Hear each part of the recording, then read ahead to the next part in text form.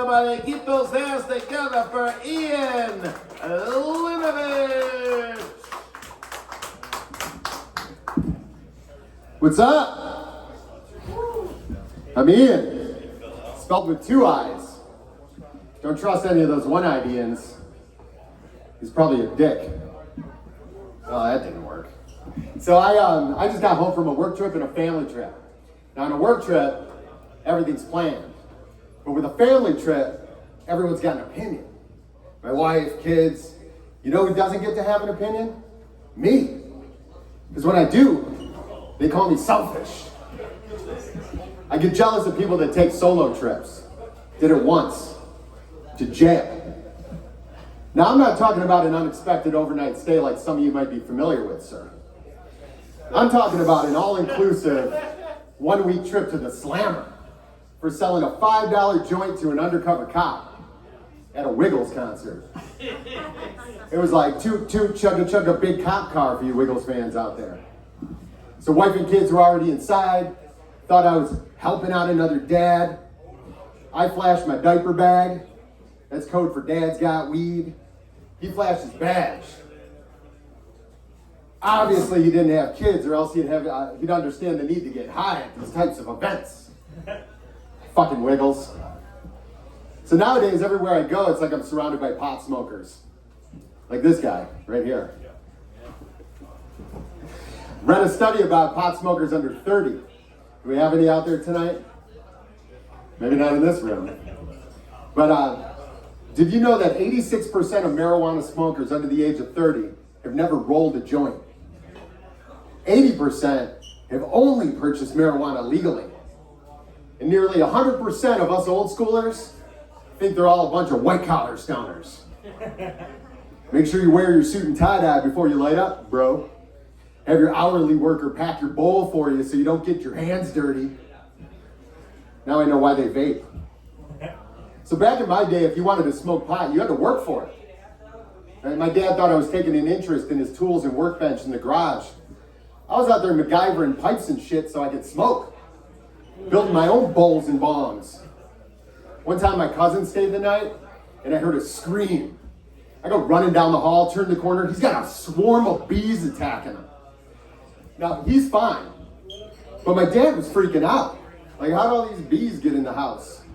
Well, it turns out his investigation led him to a little circle that was cut out of the screen. Sorry, cuz, I kind of needed that to lay it in my invention so I didn't get shit in my mouth. You know, smoking pot as a teenager was kind of like going to trade school. There was an educational component. We learned how to transform pop cans into paraphernalia, convert bathtubs into bong tubs with a 2-liter and some foil. And if we were nervous about getting caught, we would exhale through an empty toilet paper roll filled with dryer sheets. And we were unmotivated and not living up to our full potential? Give the pothead some credit. Should have been earning credits. Or at least a sticker. Like scratch and sniff. See, we didn't have any maps or apps or billboards to tell us how to get it. We had beepers. Make some noise if you had a beeper. Every time I get in the car, all I see is dispensaries and lawyers. You know, if we didn't have any smartphones or internet, and the only information we had access to is what's on those billboards, we have everything you need to get fucked up. And then everything you need to get out of trouble after doing something all fucked up. That's fucked up. Or brilliant marketing. So anybody been to a dispensary? So I'm all for the legalization of marijuana, but why'd they have to take the simplicity out of it?